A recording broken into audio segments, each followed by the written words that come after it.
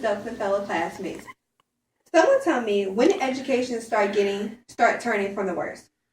Teachers are becoming lazier and lazier by the day, and think that they just need to show up to class and tell us what pages to read.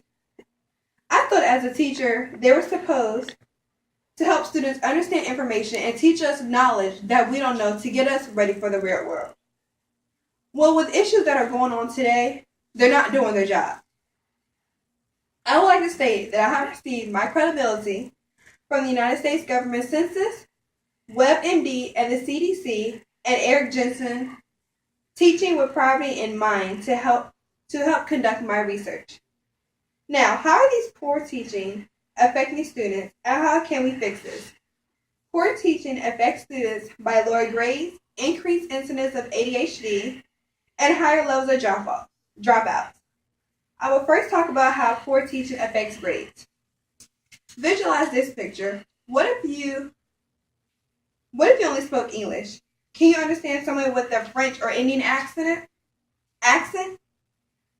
According to United States Census, 80% of Americans only speak English. So your teacher has an accent and is from India or French, and they heavily speak that, how would you understand them? So, most likely, your grades will drop because you can't understand what the teacher is lecturing about. I personally had a teacher that was from Africa that mainly spoke French. And she got an attitude with us when we kept asking her, can you repeat it? Can you repeat it? Can you repeat it? I made her see out the class. And I only made that because she gave out points because most of the class was failing. Secondly, I would like to talk about how poor teaching affects ADHD. According to the WebMD, ADHD is when children have problems paying attention or concentrating. They can't seem to follow directions and are easily bored or frustrated with tasks. The CDC has stated that ADHD has increased 5% from 2003 to 2007.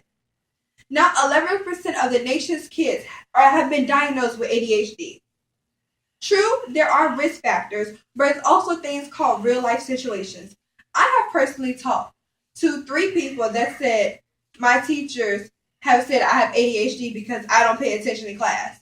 Oh, because I draw my papers. No.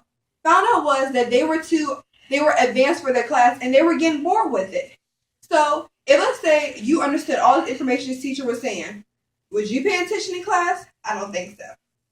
Lastly, I will talk about how poor teaching affects dropout rates. Most children drop out during their high school years because they're going through situations that they cannot handle. It's too stressful and they're just frustrated between school and what's going on in their life. According to Eric Jensen, these groups of kids are the minority and kids that are in poverty. That hurts my heart because these are the kids that professionals need to help. As a teacher, their job is to teach kids skills and information that they will need to survive in the real world. Poor teaching affects these students dramatically because this teacher is not interacting with them and the classwork is too hard and they need help. But the teacher doesn't stay back. It's always an excuse. The teacher can't stay back or the teacher is too busy with it. It's just excuses with those type of teachers. And this is a cause and effect type situation. Follow me on this. A student is living in a crime-infested area and her father is not there and her mother works long hours and is too tired to come home. When she comes home, she's too tired to even help do her homework. The student is not doing well in none of her classes and had asked the teachers countless times to help her. The teacher gives her excuse every single time she asks. To make a long story short, the student either gives up or fails the class, gets pregnant or runs into trouble, and drops out. All this could have been prevented if teachers can stay back and help their kids tutor, stay extra time, do anything, extra problems, something that will help them out. This is coming from a person that has seen this firsthand multiple times. So what should we do? To conclude this research and get Americans to help join this movement on getting education back to where it needs to be, we have to start making a change. First off, parents need to listen to their kids on how their teacher is not good or not helpful in the classroom.